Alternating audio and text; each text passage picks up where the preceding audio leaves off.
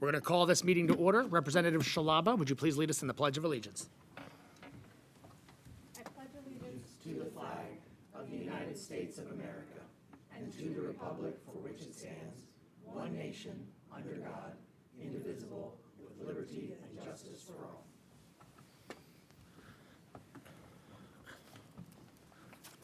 We're going to start off with introductions. My name is David Rowe. I'm the chairman of the Republican Policy Committee. I have the privilege of representing the 85th Legislative District in the House of Representatives. That includes Union, Snyder, Juniata, and Mifflin counties.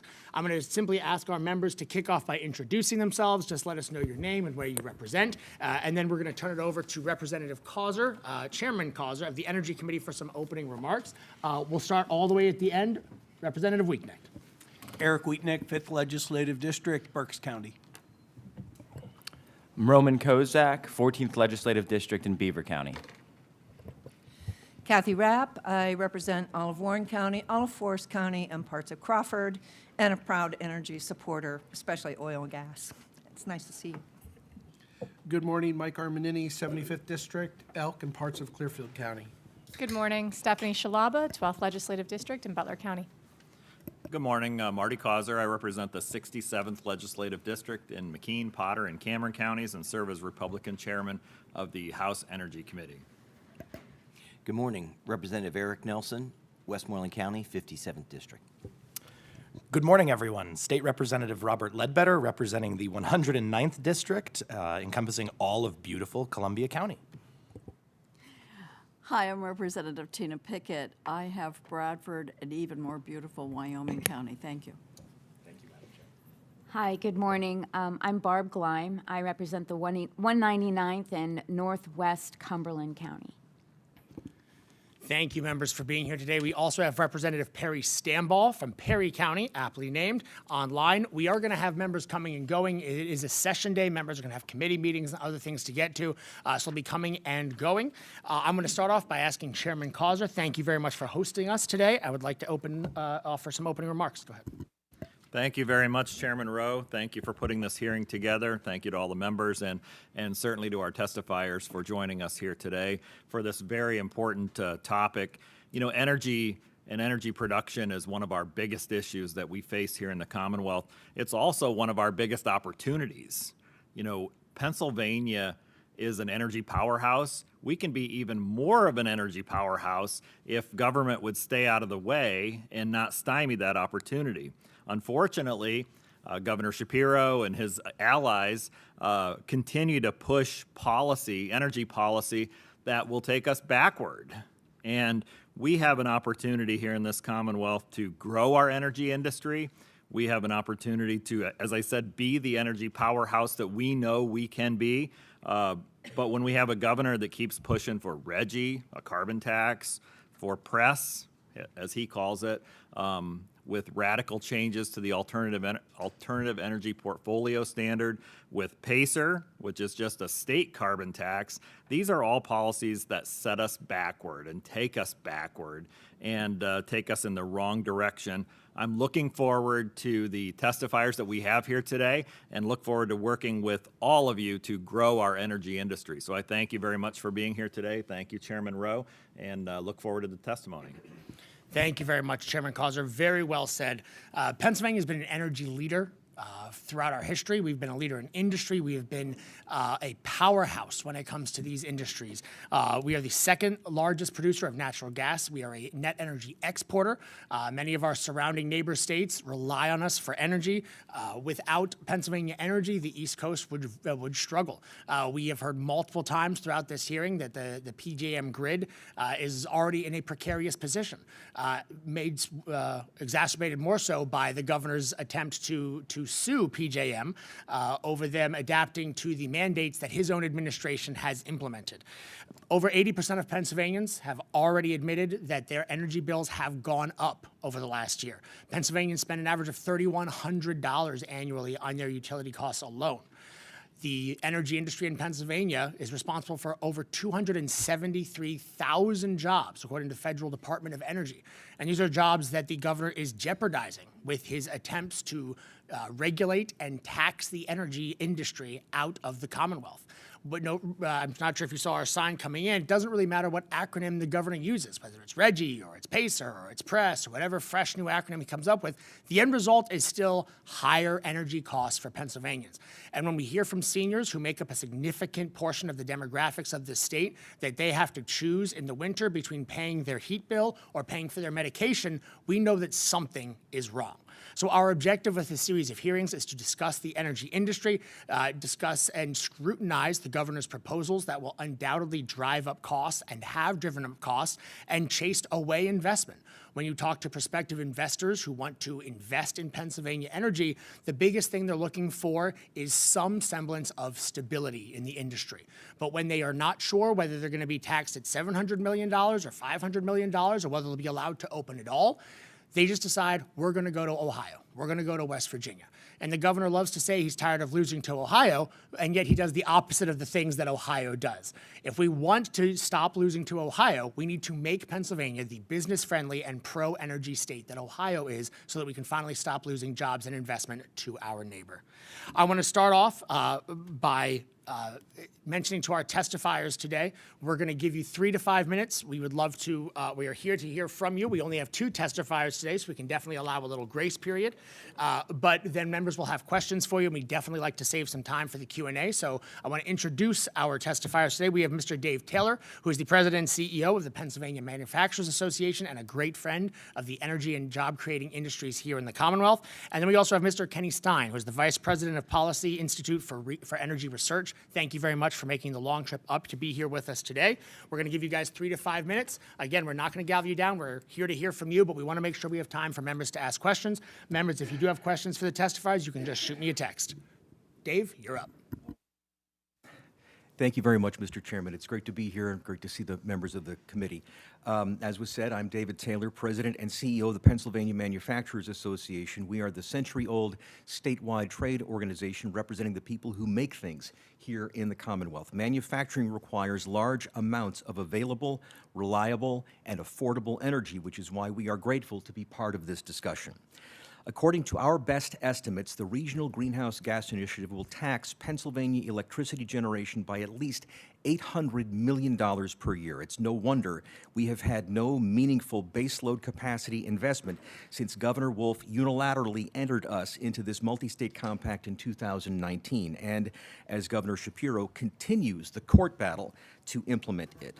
Because this $800 million tax threat looms over potential power plant investors, it renders Pennsylvania uninvestable, threatening our ability to keep our own lights on, let alone maintain our status as the largest electricity exporter in the nation. Energy policy for Pennsylvania has become more important than ever. Today, the catastrophic consequences of new and higher energy taxes could literally leave people in the dark and cold, all while bankrupting households and businesses with ever-increasing utility costs.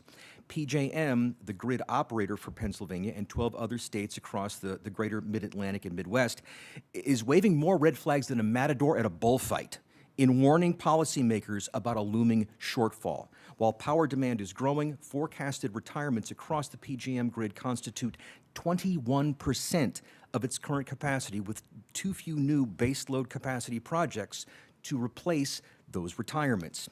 It's a simple supply and demand issue. Over the last 4 years, we've witnessed a rapid push via direct government intervention to electrify our lives. Everything from electricity vehicle mandates to bans on gas-powered stoves, furnaces, and water heaters. When you add in the competition to attract massive data centers, crypto mining operations, and artificial intelligence facilities that consume untold terawatts of power each year, it is a recipe for disaster. The ultimate insult to injury is that Pennsylvania has enormous resources to supply all the power that could ever be needed in our Commonwealth and throughout the PJM grid for decades to come. There's an estimated 214 trillion cubic feet of recoverable natural gas throughout the Marcellus Shale Play. We should be using it to fuel a world-class natural gas power fleet, supporting increased manufacturing utilization of combined heat and power systems, developing liquefied natural gas capacity to export to European and Asian allies, and much more.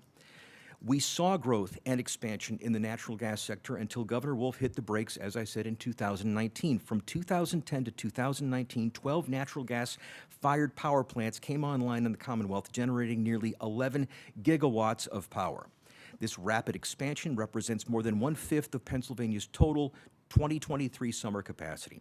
But since the Wolf and Shapiro administrations have threatened a new additional tax on our energy producers, no new facilities have been proposed. According to DEP's own data, the switch from coal and oil to these cleaner and more efficient natural gas-fired plants resulted in overall generation sector emissions reductions of more than 42% since 2010. Governor Shapiro's PACER and press plans are equally as damaging as RGGI. PACER is simply a state version of the same carbon tax scheme as RGGI. The difference is the proceeds raised by this new energy tax would be used in-state rather than as part of a multi-state accord. And just as an aside, I think it's worthy of emphasis, every single interstate compact in which Pennsylvania is a participant, that Pennsylvania's participation was approved by the General Assembly, and it is unconstitutional, in my opinion, for the governor any governor to independently enter Pennsylvania into any multi-state compact without legislative approval. So, according to the governor's plan, 70% of the proceeds from the in-state carbon tax would go to ratepayers as a rebate, and then the remaining 30% would artificially prop up more fashionable energy projects, even though they are boutique, low yield, intermittent, and ruinously expensive. The press plan would dramatically expand the current alternative energy portfolio standard to 50% of all electricity, ending Pennsylvania's very successful competitive marketplace. The increase from the current 10% from Tier 1 sources to 35% by 2035 is so radical, attempting to achieve it would be a threat to public health and safety. The plan is so fantastical that it mandates the use of energy sources that do not yet exist, such as fusion and small modular nuclear reactors. There are many fundamental questions we have posed to the administration that remain unanswered, including which energy sources will provide how much electricity by what date? How many acres of land will be consumed by solar panels, and where will they be located? Where will the new transmission lines be built to carry the electricity from generation sources to consumers, and will activists oppose them as they have opposed pipelines? What battery technology will be used for power storage and backup? How much will we need, and where will they be located? What remediation plans will be enacted to address water runoff, soil erosion, and the loss of habitat to wildlife caused by building solar arrays and windmills? What remediation plans will be enacted to protect birds and bats that will be endangered by incineration by solar arrays and bludgeoning deaths by windmills?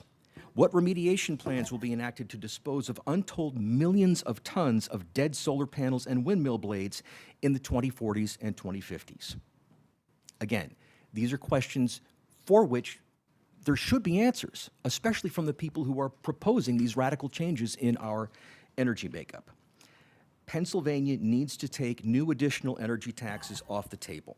The Pennsylvania Commonwealth Court correctly ruled on November 1, 2023, that the RGGI scheme is a tax, not a fee, meaning that Governor Wolf's adoption of the RGGI Pact without the approval of the General Assembly was unconstitutional. Now, 15 months later, we are still having this debate, all while the threat of an $800 million energy tax creates an ominous cloud of uncertainty for business investors, energy producers, and ratepayers and taxpayers. Governor Shapiro could end it with the stroke of a pen, abandon the appeal, and allow our energy industry to flourish.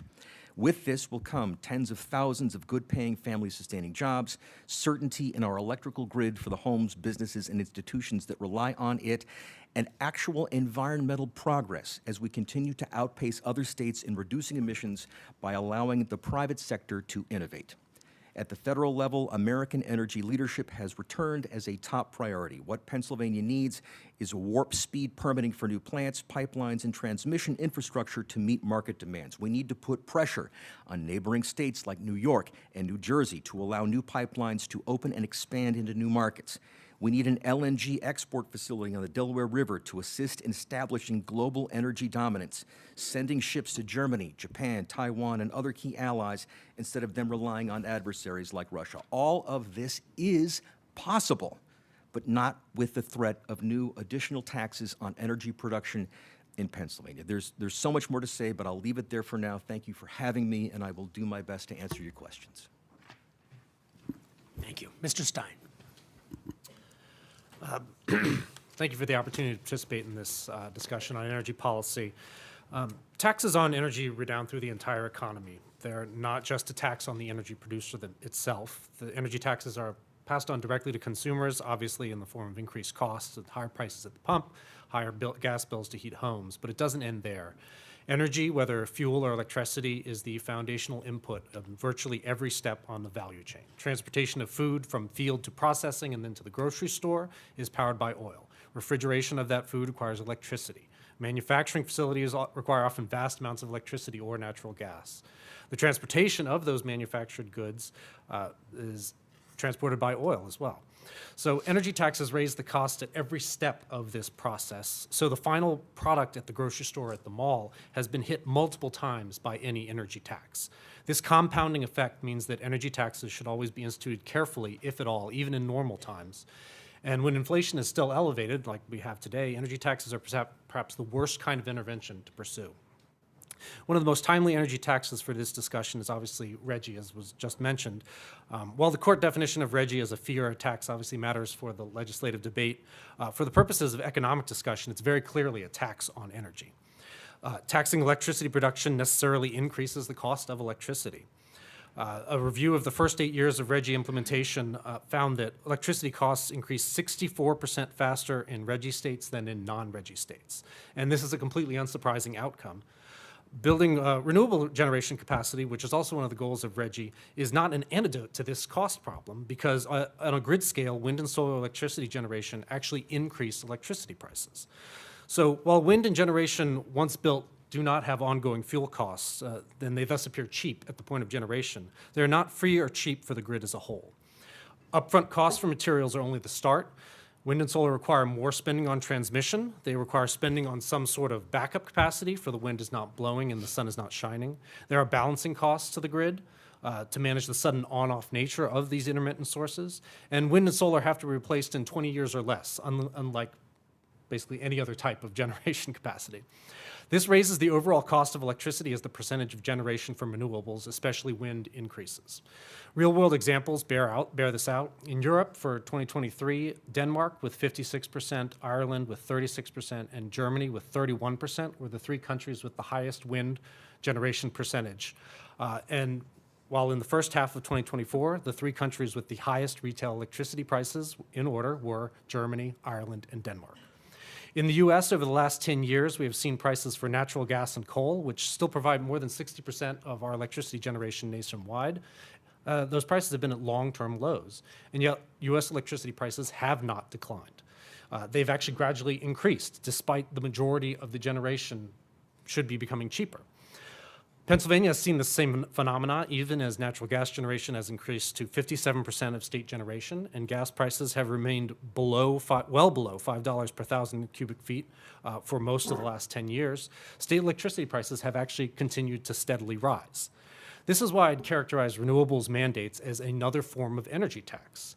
Governor Shapiro's energy plan to tax conventional generation while mandating 50% renewables is thus a twofer energy tax.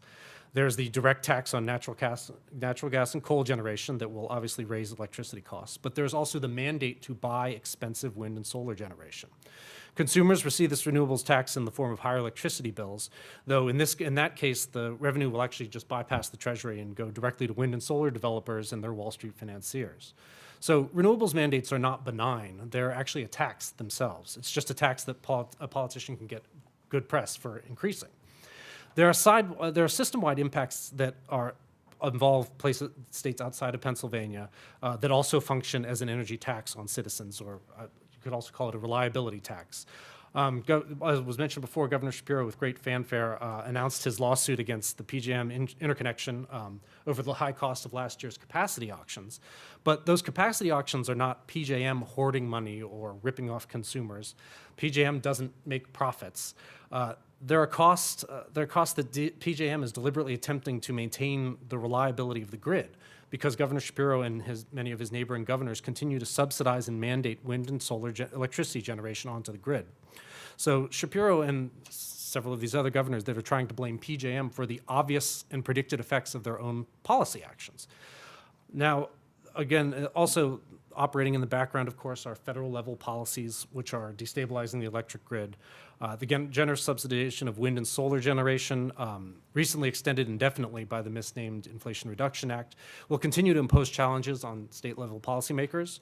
But with federal policy subsidizing unreliable electricity, it's going to be very difficult and perhaps impossible for PJM and other regional transmission organizations to maintain reliable electricity service through managed electricity markets.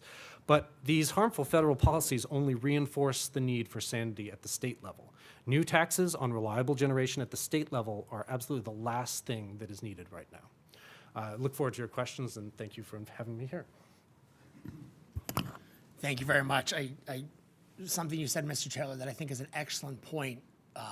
Almost every other RGGI member state did so through the legislative process, with the exception of us in New Jersey, right? And you look at what New Jersey went through, where they were in RGGI, and then Christie took them out of RGGI, and then Murphy put them back into RGGI. So eschewing any sort of legislative buy-in, which obviously the legislative process is supposed to be more deliberative, work more slowly, and obviously have much more lasting policy, right? You're looking at the repudiation of Governor Wolf's heavy-handed executive authority back in the 2021 May election with the constitutional amendments, and you would have thought that both Governor Wolf and now Governor Shapiro would have realized the people of Pennsylvania want legislative buy-in. They want their representatives to have a seat at the table when making these massive sweeping decisions. Having the governor unilaterally say, yep, we're doing this, not only does it totally bypass the voice of the representatives of the people in the General Assembly, but it also tells those energy creators, hey, we might be in RGGI, the next administration we might not be, the one after that we might be back in. It creates more instability when you have just that executive order versus any sort of legislative buy-in. So just wanted to point out the instability that sort of heavy-handed executive draconian authority causes. We're going to start off with questions from the members. Chairman Causer. Thank you, Chairman Rowe, and thank you, gentlemen, for your testimony. Thank you for the information that you've presented. You know, I'm really optimistic with a new president in Washington, D.C., with a renewed focus on energy production. I think President Trump has been way out front in saying that that's a top priority for me, so that's for him, so that's a very positive step. You've been very clear in your testimony today, the harmful impacts of additional energy taxes and what Governor Shapiro keeps pushing. In addition to that message of Governor, stop the talk of energy taxes, if Governor Shapiro was sitting here with us today, in addition to telling him about the tax implications, what other things would be top on your list of saying, Governor, this needs to be done so that we can promote energy production in Pennsylvania? You want to kick off? The one thing that immediately comes to mind, I live in Virginia, and Virginia joined RGGI, I think, starting in 2021. And in the 4 years since then, what you've actually seen is not that Virginia is producing more electricity from wind and solar, it's that Virginia has been importing their electricity from West Virginia, Ohio. So RGGI has done nothing to promote development inside the state of Virginia, which of course is one of their arguments that they claim why RGGI would be so great. So that's something I'd point out for Pennsylvania, that Pennsylvania has its own energy production and should be utilizing its own resources, and RGGI would actually suppress your use of your own resources. Yeah, Chairman Causer, a couple of things come to mind, and I think I would. I mean, the governor is a smart man. These are things that he either knows or should know. But going to the point that Kenny raised about every single step of productive activity relies on energy. And this is one of the key elements driving inflation. When you have high energy costs, it increases every step of obviously manufacturing, because you've got You've got to extract raw materials. You've got to assemble component parts. You've got to deliver those to the manufacturing facility. You've got a multi-stage process there. Each step of that requires energy, and then you've got to get things out to, to wholesale and retail, warehouse jobs, forklifts.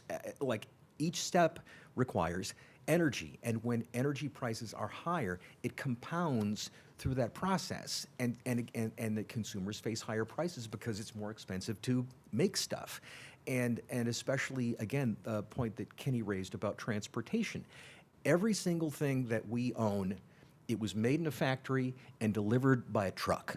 And you might have it, delivered to a store. You might have it delivered to your home, but transportation is also critical. And so the fuel costs for those fleets, the costs of the trucks themselves and servicing them, there's an awful lot of petroleum that goes along with, having a truck fleet. And so when energy prices go up, it compounds itself across the entire consumer economy, which is why we would want, stable prices, and we would want to drive down those costs by expanding domestic energy production. And I would also point to Representative White from Philadelphia and the work that she's done on an LNG export terminal. There's private sector money that's waiting to build a major petrochemical facility to liquefy natural gas, and that this wouldn't require any subsidy. It wouldn't require anything from the taxpayers. And to hear her tell the story, we only need about 25 more miles of pipeline to connect the superabundance of natural gas in northeastern Pennsylvania to a liquefaction terminal for export. I mean, this could be an absolute engine of prosperity for Pennsylvania, helping America's trade balance, fueling our allies. I had a meeting with the ambassador from the European Union, and one of the reasons why the Europeans like American LNG is not only is the U.S. an ally, but also that as environmentally sensitive people, they recognize that we develop natural gas, we harvest natural gas more with less damage to the environment than any place else in the world. And so when you want clean, safe natural gas that was harvested under strict environmental rules with workplace safety for our workers, rights for our workers, all those things, they want it from America, and we can get them more. There's no good reason not to have an export terminal on the Delaware River, and with all due respect to my friend from Texas, it's a lot closer than Corpus Christi. So much opportunity. Thank you very much. Thank you, Chairman. I want to mention we've been joined online by Representative Kephart, Representative Pugh, Representative Twardzik, as well as our Vice Chair of the Committee, Representative Marcel, as well as Representative Jamie Barton joined us in person for a bit. Representative Nelson. Thank you, Mr. Chair. Thank you for your testimony. Very interesting and yet also a little bit troubling as I'm trying to connect the dots from your testimony. Specifically, when we talk about the executive branch and the governor's executive powers, there have been multiple court decisions, and there's another pending one in front of the Supreme Court. Even though Governor Shapiro is using taxpayer dollars to fund that lawsuit, the Constitution is pretty clear that an executive order cannot mandate a tax. And subsets of that, also the executive branch does not have the ability to say where those taxes would be spent. Am I accurate? And can you touch on that? Because that's very important about these promises. It almost reminds me of how casinos, which I don't oppose, were going to eliminate property taxes. Now we have excess electricity tax going to really be a refund to Pennsylvanians. Yeah, thank you, Representative Nelson. The bait and switch of having a new revenue source for government and all the good things that'll come from it I've seen that more than once, where it wound up like, again, that property taxes were going to be eliminated by the casinos, and that obviously has not happened. I think, and again, I'm not a lawyer, but the legal counsel that I've seen on this, and also just basic civics, that the separation of powers and that the executive must not be able to, when you have the taxing authority and the spending authority in the same power, that's tyrannical. And so under our American system of government, that the legislative branch has the exclusive power of taxation. The executive can apply fees, but fees may only cover the cost of administering a program. That, I've heard lawmakers from the other caucus boast about how they'll have hundreds of millions of dollars to dole out on their pet projects. Well, that's proof right there that it's an unconstitutional tax, because a user fee may only cover the cost of administration. And this is, how can I say it the right way? Like, there are things worth getting upset about. And I think that this is one of them, because this is fundamental to our American system of constitutional government, that the executive may not have the unilateral power to apply taxes. Yeah, I think it's a really good point, because despite the charisma of our current government, the Constitution still applies. And the second part of my question is really a math element, because when we talk about 100% of power supply, there's really only 100%. So regardless of how good you want to feel about it, when the governor says that he wants to increase AEPS, and this is where the math gets confusing to me, which is about 18% power, and he wants to bump that to 50% power, that means our current providers, 32% loss of current baseload generators. And so, like, when I pull up, and I know I'm a little bit geeky, my PJM Grid app, and we see currently 110,000 megawatts being used across the PJM system. Only 12,000 of those megawatts are from renewables. And if you dig into those renewables, only 1,400 megawatts are coming from solar. So if we're using 110,000 megawatts currently, and as of today, we don't even have 1% coming from solar. How's this work? Because even within AEPS, tier 1 is only 8%. So, like, the math doesn't add up. So my question is in two parts. Who are the future generators the governor is planning to take offline in order to replace? And how even is it possible to go from 1% to 35% in less than 10 years? Well, to the second half, it's not possible. It's not realistic. But the situation is actually kind of even worse than the way you framed it, because all that reliable generation, whether coal or natural gas, that can't go off the grid. It's going to have to be kept as backup. Now, it's not going to run that often, so it's just going to be a cost sitting there on the grid. But you have to maintain it so that if there's a big cold snap or a major storm, you've got that reliable backup capacity. So this is why a true renewables mandate is actually really pernicious and extraordinarily expensive, because you're not just building the X amount of generation through wind and solar. You need multiples of that. So you need to overbuild both wind and solar, often 3 or 4 times the generation that you need, but then you also have to pay to maintain some sort of backup, which will most likely be natural gas. There's a claim that it can eventually be batteries, but even attempting to do battery backup, you're talking about an extraordinary cost. So you are paying for 3, 4, 5, 6, 7 times the amount of generation capacity that you need for your peak generation capacity. So it's extraordinarily expensive to even contemplate, and that's why I say it's not going to happen, because ultimately people aren't going to pay for that. But that doesn't mean that we can't ruin the grid in the process of trying to achieve that. Yeah. And anyway, more on that later. But Pennsylvania's competitive market for electricity is one of the things that we've gotten right. and that, and especially for the larger users to be able to have competitively priced electricity, it has lowered costs and made Pennsylvania more competitive. So when Governor Rendell forced through the initial AEPS of 18%, so you still have 82% of the market being competitive. So it's like it's still healthy enough, it's robust enough that we can have a successful market competition.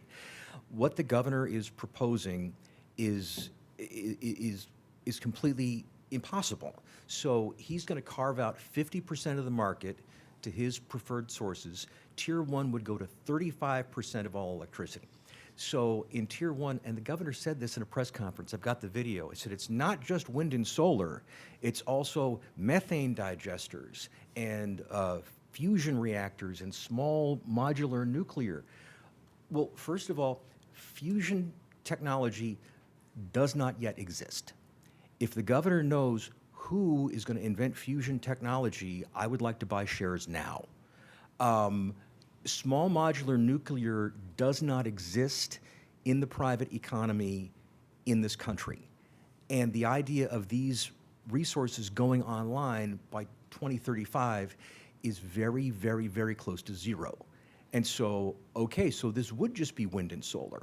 And, you know, wind is completely inefficient, so that would be impossible. So the only thing that's even plausible would be a solar mandate. And that, I mean, we wargamed it out to meet that mandate. You would have to pave Chester, Delaware, and Philadelphia counties, every square inch, with solar panels. It would be the equivalent of cutting down 1/3 of all Pennsylvania state forests. It's insane. It's not possible. You know, I said at the time, you know, you guys may not know this about me. I'm a huge comic book and science fiction fan, and you know, you might as well ask Starfleet for the warp drive for, you know, antimatter technology. That's as plausible as meeting this mandate. And in the course of trying to meet this mandate, like I said, you're going to overthrow our competitive market, which has been successful. And so, you know, this may play for, you know, Governor Shapiro's donor base in California, but in terms of being good public policy for Pennsylvania, it couldn't possibly be more wrongheaded. Thank you, Mr. Chair. Representative Kozak. Thank you, Mr. Chairman, and thank you, Mr. Taylor and Mr. Stein, for being here today. You know, when you were giving your testimony, one of the things that came to mind, I was reminded of what I read sometime in the last few weeks. We talked about decommissioning windmill farms, and the Manhattan Institute said that decommissioning a 100 megawatt, 20 turbine farm will lead to more non-recyclable plastic than all of the recyclable plastic straws in the world. That's one farm with 20 of those turbines. So I just think it's fascinating to consider, especially what you also said about solar. We're having problems in our district with solar farms coming in and wanting to take advantage of farmland, and the decommissioning problem is a major issue, and the long-term effects are just drastic for very little power generation. So my question, though, to you is, Governor Shapiro just announced his lightning plan last Thursday. I'm not sure if you're aware of some of the details of that. All I see is more tax credits that are about picking winners and losers in the energy space. Is there anything within this plan that you see as optimistic or positive? Well, boy, maybe if I examined it closer, I could come with something. But I mean, at first blush, no. It seems like a continuation of the things that the administration and the preceding administration have pushed, and that again, the fundamental problem is one of humility. That, you know, we need markets to function.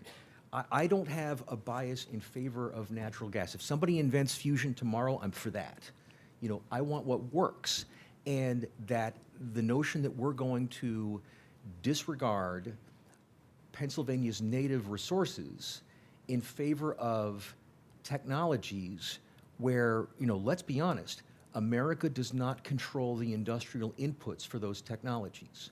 And I get very concerned about our national security when you have interests that are breeding a dependence on a hostile foreign power, and that just seems deeply unwise to me. And if I could get back to a point to about what Representative Nelson was talking about, that the 50% mandate on AEPS would crowd out natural gas specifically. This is a plan designed to snuff out natural gas because we have our nuclear fleet, which is about 32% of generation.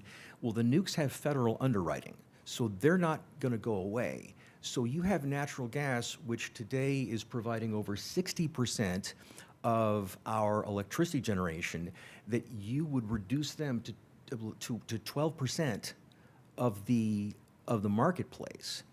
And that, again, that's who's going to invest in natural gas when you're not allowed to compete for customers. And so the humility issue is one of grave concern. The idea that that government can command and control what our energy mix should be and who's allowed to supply what. It's very badly mistaken. We need to have an open marketplace. We need to have price-based competition. And in fact, the rigors of the marketplace will be what brings forward the innovative technologies of the future. By coddling wind and solar, by giving them carve-outs, by giving them subsidies, you're actually numbing them to competitive pressures, which means that they're not going to improve and get better. Maybe somebody can do it better. I don't know. But the wastage issue is a very, very serious one. And there needs to be a remediation plan for the people who are for paving Chester, Delaware, and Philadelphia counties with solar panels. Where are the dead panels going to go in 20 years? And the same with the wind turbines. Yeah. So you are correct to be concerned about that issue. Yeah, there's not reliability and sustainability in the long term there. So thank you. Thank you, Mr. Chairman. Representative Shalaba. Thank you both for being here this morning. I would like to think that lightning doesn't strike the same spot twice, but as we're seeing with the governor's most recent plan that my colleague mentioned, it unfortunately seems like these energy attacks just keep on coming. So a tax by any other name is still a tax. We have a governor and we have a president who both claim to know, understand, and appreciate the need for domestic and energy security and investment. And it comes with a significant investment when you start to keep an eye towards the future of powering all of the electrification, the digitization, and the grid, right? And all of the artificial intelligence that we're seeing really come to life now. In that context, we often see companies revisiting nuclear energy as a potential power source for AI and data centers. What can we do to help our natural gas industry in this regard so that PA is best positioned to increase jobs, improve energy production, the economy, and start to finally be a leader instead of a loser in this sphere?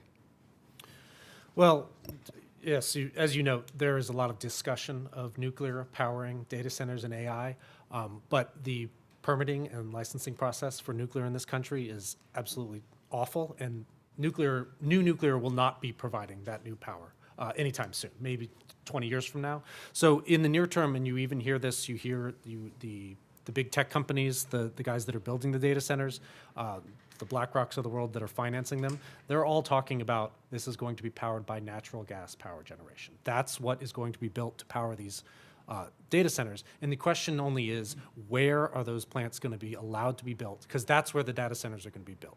That's why they're building data centers in the middle of nowhere in Texas, because there's plenty of cheap natural gas. And so it's easier for them to move data from the data back and forth from the data center than it is to move electricity over long distances. It's much cheaper than trying to do wind and solar and long distance transmission. So if you want data center construction to be a center for data centers, you have to have that excess power. And this is why, again, I'll talk about Virginia again, because I live in Data Center Alley. They're not talking about building a lot of new data centers now because they've run out of they were building them there because there was excess electricity. There is no longer excess electricity, and that's why they're talking about building them in Texas, building them in other parts of the Intermountain West where there is surplus electricity on the grid. So finding ways to encourage the build out of more of new natural gas generation. That's what's required. Then that's what these companies are looking for. They will go to the places where the electricity is being built. And as a corollary to that, we need to build out the infrastructure to deliver the energy from where it's harvested to the downstream customers who can benefit from it. That, as it stands with the way the Marcellus Play exists, geologically, that you have the superabundance of the pure natural gas, the dry gas, in the Northeast, along the far Northeast along the New York State border, and then you also have the concentration in the far Southwest in Washington and Greene counties. That natural gas comes out with a whole lot of other chemicals, and that's why the petrochemical manufacturing opportunity is so great there.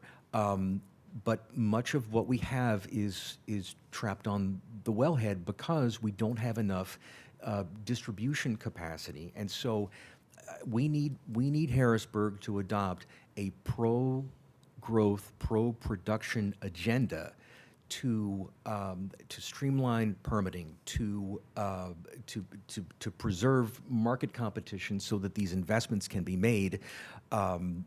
With an eye to the future. Again, that it's not that the private sector gets everything right. It's just that when you're spending your own money or money that you're responsible for, you tend to come up with a better decision than Governor Shapiro can do whatever he wants, and that people can lose as much as they lose, and it's like, oh well, that didn't work. Whereas in the private sector, there's accountability. You lose your job or you lose your shirt because the investment went bad.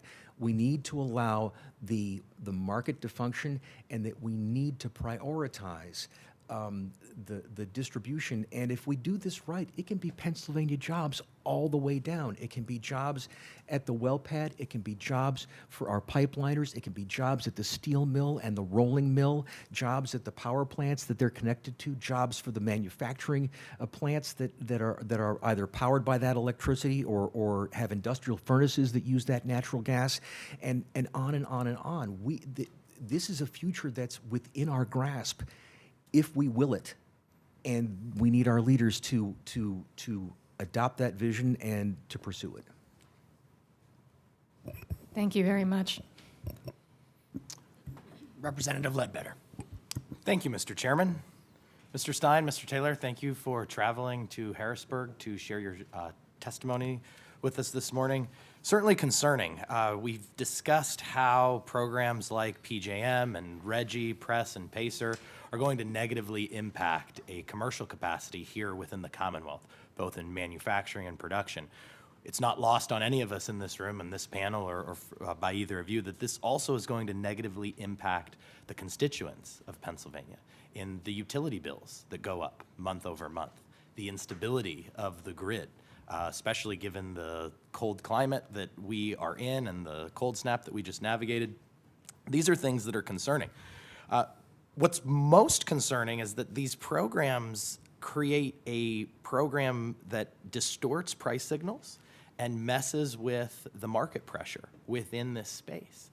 It takes something that is accessible and plentiful, like natural gas and coal within Pennsylvania, and it turns it into something exclusive and restricted, all through a very artificial and manufactured lens. As a matter of fact, the U.S. Energy Information Administration noted that in 2021, nearly a third of Pennsylvania coal that was produced was exported. Yet in 2023, only 10% of that Pennsylvania coal was exported. This is not because the nation states that seek to expand production and manufacturing have identified cheaper means of baseload energy generation. It's because Pennsylvania is producing less coal, and yet we continue to have an abundance of it. I'll reference back just a moment ago, those nation states that are seeking to expand manufacturing and production to compete with the United States on the global stage, their cheapest baseload production of energy is importing Pennsylvania coal. How much cheaper would it be for Pennsylvanians to use Pennsylvania coal? I will wrap up my remarks here with a bit of context and then direct a question for both of you. I grew up, my parents worked very hard. We certainly never had a ton of money. So I enjoyed being raised by eating delicious yet affordable food, boiling rice, boiling potatoes. When I look at these programs, I see the hypocrisy in what they are doing to make something that should be accessible, prohibitive, and exclusive.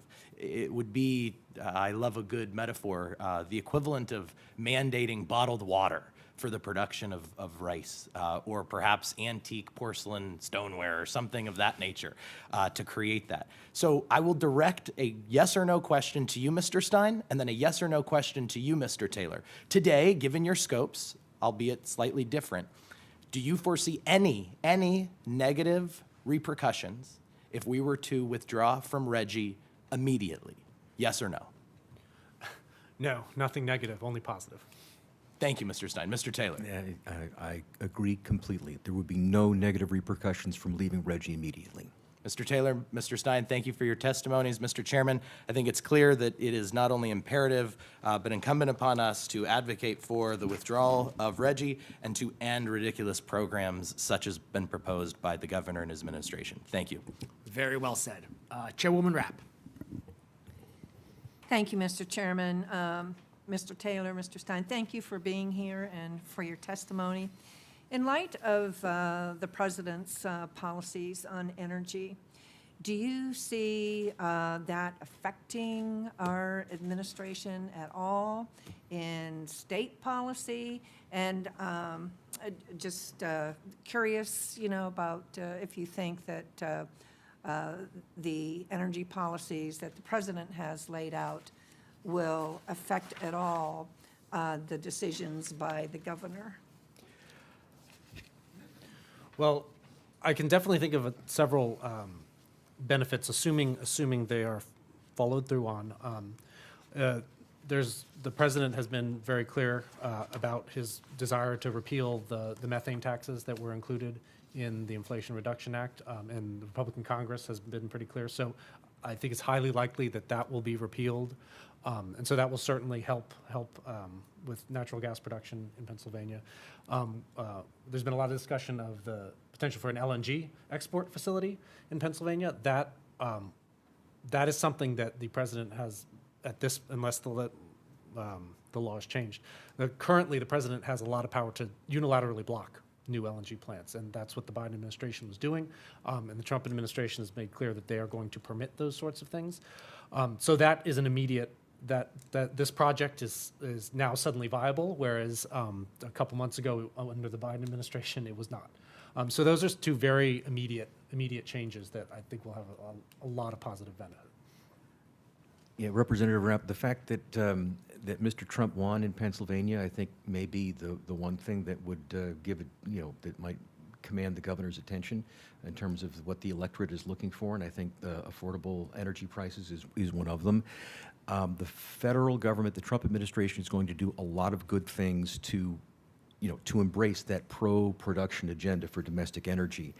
One of the things that the administration could do, and I'm going to urge them to do, is to go after New York and New Jersey and these other states that have interfered with Pennsylvania's ability to engage in interstate commerce. In my opinion, that's clearly unconstitutional, and that in the New England states that they rely heavily on home heating oil, which of course has greater carbon emissions than natural gas, and that it was just I think it was January of 2019 that in Boston Harbor that there was a French flag tanker full of Russian LNG that was unloaded there, when that they'd rather that the people in Boston would rather pay Vladimir Putin to kill baby seals while plundering the Arctic than to allow a pipeline a few hundred miles from Pennsylvania. It's crazy, and I'm very hopeful that the Trump-Vance administration will uphold our constitutional right to engage in interstate commerce and knock down those unreasonable and unconstitutional barriers that those other states have put in place. Thank you, Mr. Chairman, if I may. You brought up the decommissioning and disposing of solar and wind.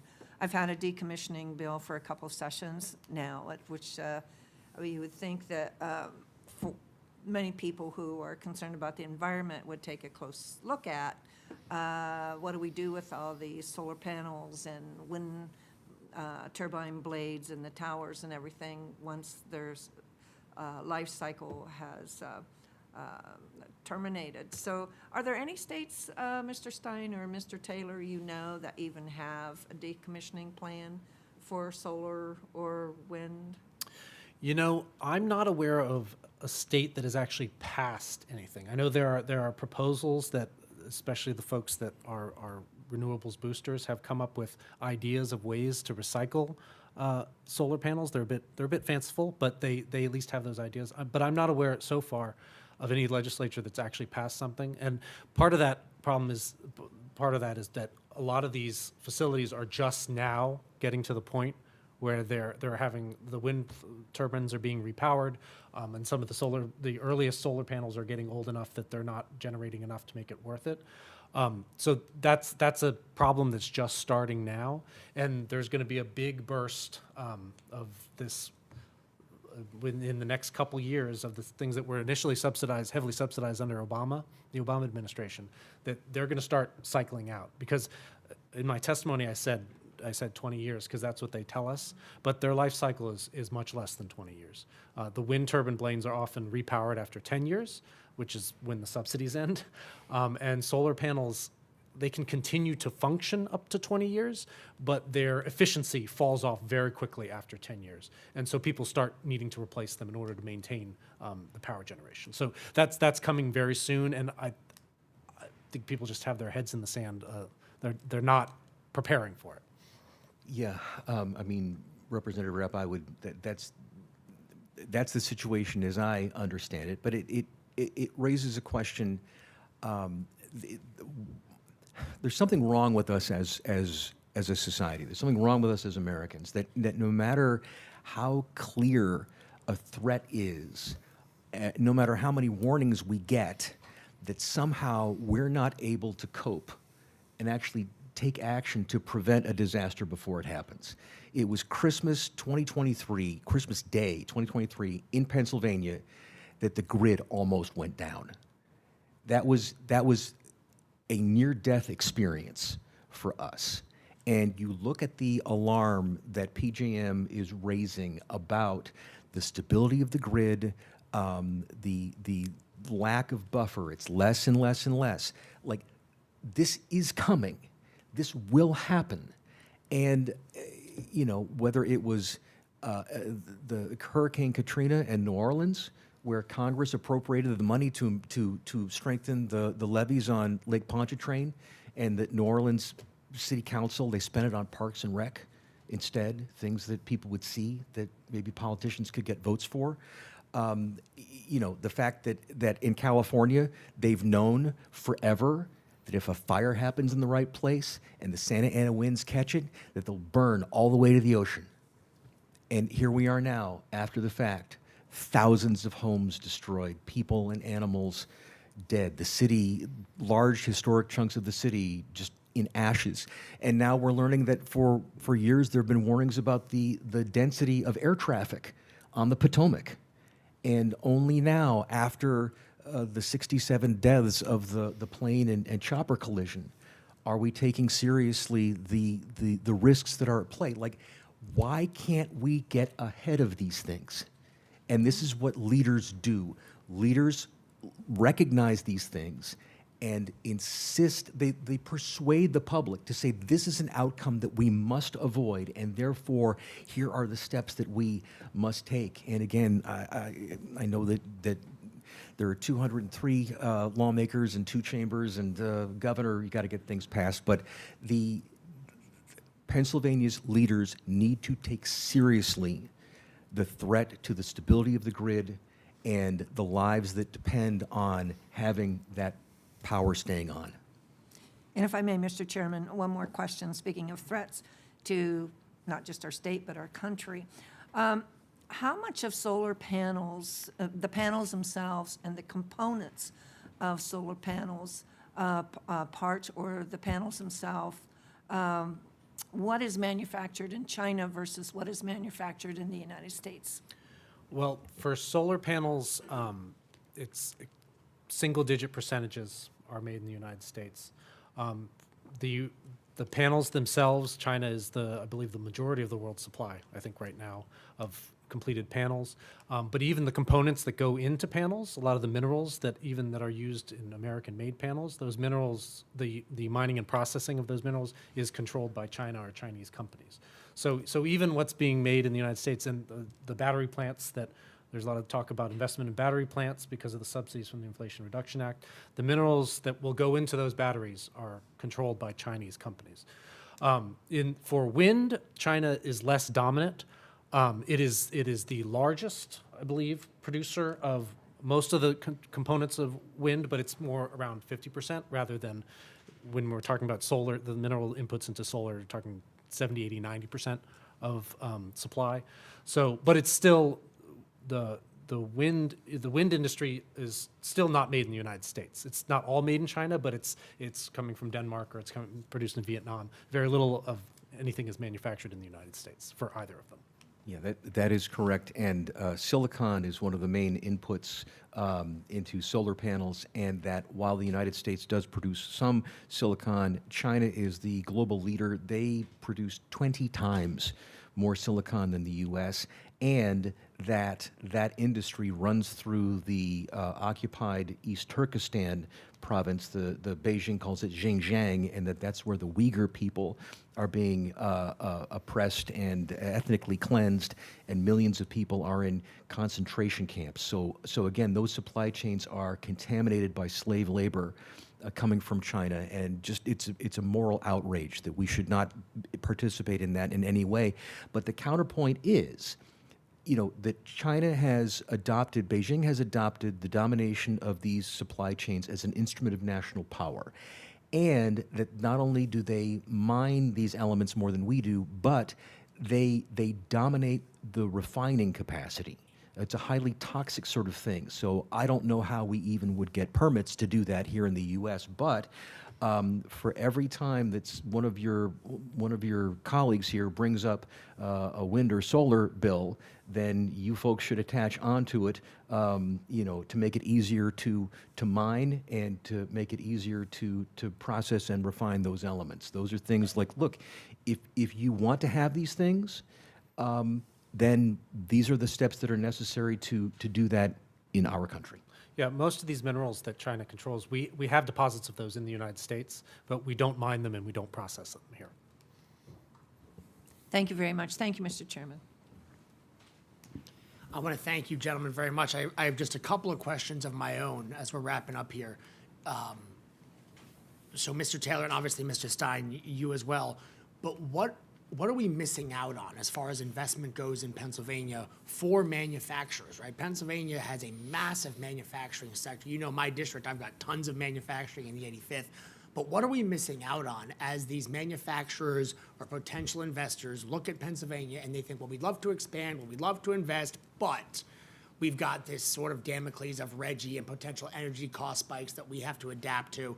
I mean, our last energy hearing we had out in Representative Rossi's district, we heard from a job creator out there who talked about the hundreds of thousands of dollars that it was costing his business to just meet the increasing cost of energy.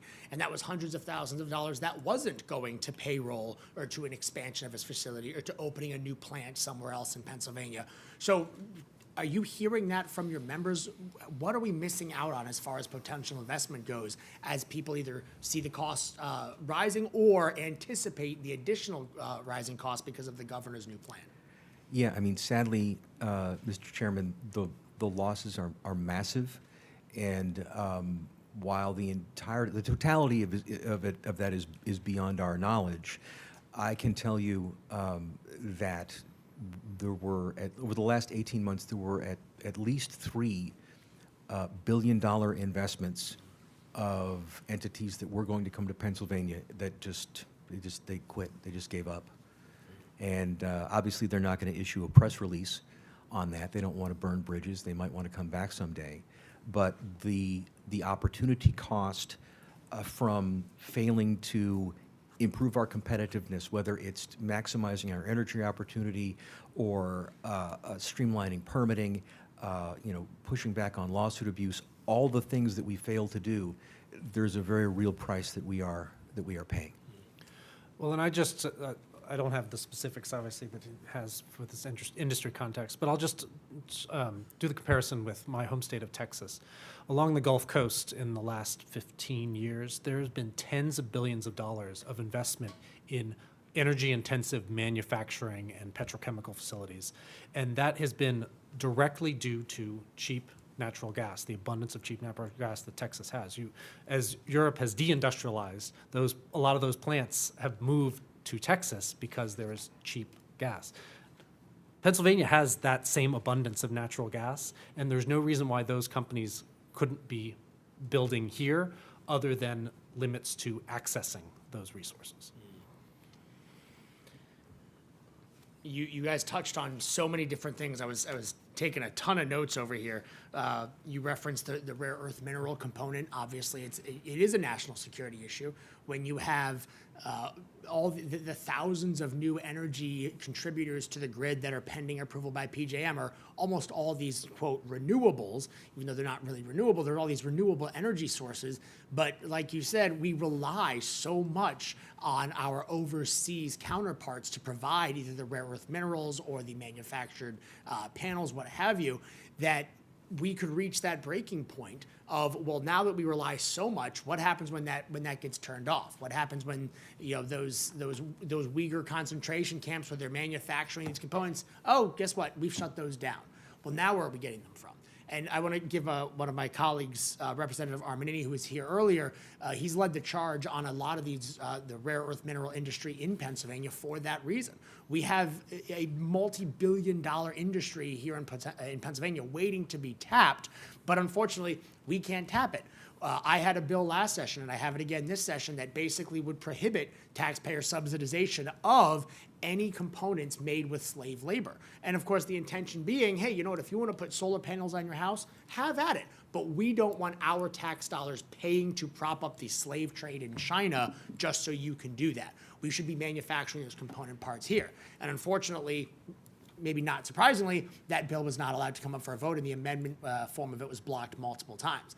But those are the sorts of things that, as we discuss, everybody loves the idea of, the idea of renewables. It sounds so nice, but the practical reality is it doesn't provide the baseload supply that we need. It does not they are not truly renewable, because as Representative Kozak and as you referenced, what happens when the panels have ended their lifespan? And what happens to those turbine arms? We toured a industrial site out in Western PA a little while ago, and they had covered the entire industrial site in solar panels, which, great, good for them. It made the building, it was cost effective for them, but this entire industrial site being covered in solar panels generated about 2 megawatts. 2 megawatts. According to EnergyScape Renewables, I think it's 2,857 panels at the average 350 watt range to generate 1 megawatt. By comparison, the Hummel station in my district, a natural gas plant, generates 1,200 megawatts. So these panels looks great, but I mean, this 2 megawatt installation covering an entire industrial site, we got to go find 600 more industrial sites to cover in Chinese-made solar panels to generate the same power being made from one natural gas plant. One. And I think that's the reality that a lot of these people aren't realizing, is that there is there's no scale there, right? There is no scale where you can generate enough power to simply turn off the gas plants and the coal plants. And as they continue to cycle down, whether it's Homer City or any other plant, we're seeing American power plants, especially in Pennsylvania, close while China's opening another plant a week. They're opening a plant a week. They're burning coal on a daily basis, but we are losing that race. And Mr. Taylor, as we talked about at our forum last week, the ability to simply turn that process around, it can't be done overnight. I think, Mr. Stein, you referenced that nuclear shift. It might take 20 years to get to that. But what are we doing in the interim? When the lights go out and the heat doesn't turn on because we've shut down all of these plants, you can't turn them back on a dime. So that is one of my largest concerns, is that we're setting ourselves up not for short-term failure, but for long-term suffering, as the people of Pennsylvania that are already paying too much for their energy, that are struggling to make ends meet, we're just going to be seeing this continue to be exacerbated as the governor continues to punish the energy industry. I want to ask you guys one more question before we wrap up here. Obviously, the message of our policy committee over the next 2 years is going to be achieving the American dream and understanding what the barriers are to that for the people of Pennsylvania and ways that we can enhance and make it easier for people to pursue that. So my question to each of you is this, is what does the American dream look like to you, and how does the cost of energy relate to that? Well, sure. And thank you very much, Mr. Chairman. This has been a great forum. Thank you for having us. And, you know, I mean, I think of the American dream as being the ability to build a future for your children that was greater than you had for yourself. And that, you know, inevitably part of that has to be a family-sustaining job, to be able to take care of your family, to build wealth, to provide greater opportunities for your own kids, whether it's, you know, higher education or, you know, help with them purchasing their first home or what have you. And for me, manufacturing in Pennsylvania employs over 500,000 people on the plant floor, and that manufacturing adds the most value of any sector, and that's why manufacturing jobs have the best wages and benefits in the marketplace. Our manufacturing employers are also significant local taxpayers. So when you think about the prosperity of communities and opportunity for people, having a strong local tax base and the opportunity to take up a family-sustaining job, those are critical things. And as I said in my remarks, manufacturing requires enormous amounts of energy, whether it's electricity or industrial furnaces.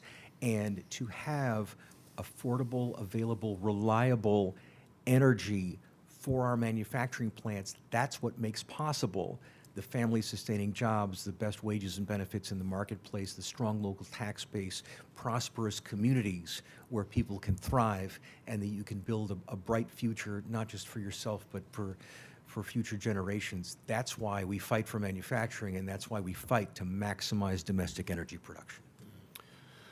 Well, for me, I have some libertarian leanings. So for me, the American dream, I think what makes America great is that you are able to do the things that you want to do.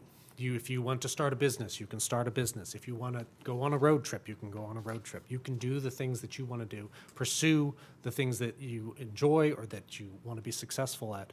And in the pursuit of those things, the pursuit of happiness, if you will, energy limitation should not be a limitation there. You should not fear to open a business because you can't afford to turn the lights on. You shouldn't fear to heat your own home. You shouldn't be worried about whether you can get through the winter. You shouldn't be worried about if you can afford gas to drive one state over to visit a relative. You should be able to do those things. And when it comes to energy, that means affordable, abundant, and reliable energy supplies.